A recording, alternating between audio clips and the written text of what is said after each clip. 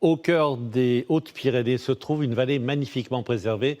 C'est la vallée du Louron, ses 15 villages typiques. Son lac, à la saison blanche, les sommets enneigés qui l'entourent offrent un panorama exceptionnel. Amaëlle Brignoli et Marie Orlander nous y emmènent maintenant.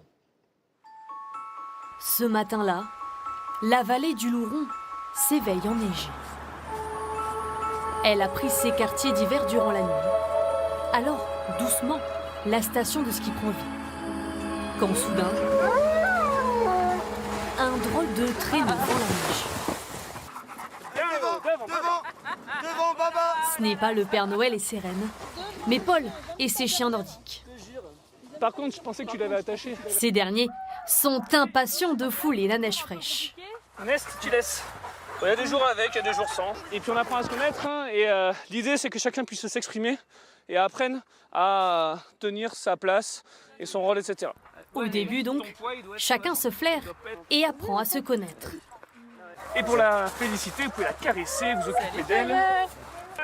Pour Jérémy et Marie, c'est une première. Bon, ils ont l'air contents de sortir, ils ont l'air joyeux, c'est plutôt sympa. On avait déjà fait du ski, de la rando, et voilà, c'est une nouvelle activité. Quand c'est au tour du Nantais de prendre les rênes, difficile de faire entendre qui est le maître. Ouais, ils obéissent bien, ouais. Ah, payote pas trop. Sirène, Baba. Une activité en dehors des horaires d'ouverture de la station. Ils ont le domaine rien que pour eux. Dans la descente, c'est rigolo parce qu'on a vraiment les sensations de la glissade. Ils vont plus vite que moi à ski. Alors, c'est assez marrant. C'est joli, il y a de la neige partout, il y a les arbres, là, il y a les monts ensoleillés, ouais, c'est parfait. De quoi émerveiller, même 500 mètres plus bas dans la vallée. Là, dans le lac de Loudanvielle, se reflètent les cimes enneigées. Le premier plan, là, ce sera les reflets. Les reflets du pic du Hourgade dans le lac.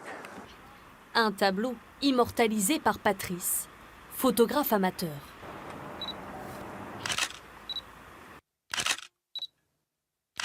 Je pense que ça habille bien la montagne, parce que l'hiver, s'il n'y a pas la neige, c'est vraiment pas joli. Il n'y a pas du tout de luminosité, c'est sombre. Et donc l'hiver, s'il n'y a pas la neige, le paysage, je ne vais même pas prendre l'appareil photo. Cet enfant de la vallée se réjouit de la présence de cet or blanc, même ici, à moins de 1000 mètres d'altitude. Ça fait plusieurs années qu'on ne l'a pas eu blanche comme ça. Je crois que ça fait 3-4 ans. Ben, ils vont pouvoir faire des cours de ski, les restos vont se remplir et tout. On pense à ça parce qu'on en vit tous plus ou moins, quoi. Puis vient le goûter. L'heure de rentrer se réchauffer auprès de cette cheminée un peu particulière. Toujours de la bonne braise. Jean-François a fait renaître des cendres une tradition pyrénéenne, le gâteau à la broche. Il le sait, la première étape est cruciale. Si la première couche n'a pas bien accroché, en fin de cuisson, souvent quand le gâteau est un peu lourd, il y a tout le gâteau qui se déroule et il faut recommencer.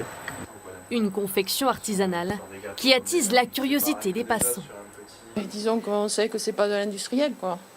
Donc c'est fait devant nos yeux. J'ai des histoires en fait, voilà, des grands-parents qui m'ont raconté en effet faire le gâteau à la broche à la maison. Alors nous on n'a pas gardé cette histoire à la maison, donc bravo d'avoir continué.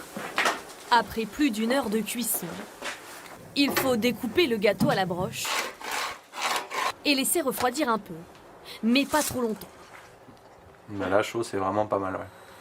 Une bouchée qui fait remonter le temps à Jean-François. C'est un gâteau qu'on faisait en famille. Puis nous, les enfants, on restait autour parce qu'il y a toujours des bouts qui tombent pendant la cuisson et puis on tapait dedans tant que c'était chaud et voilà.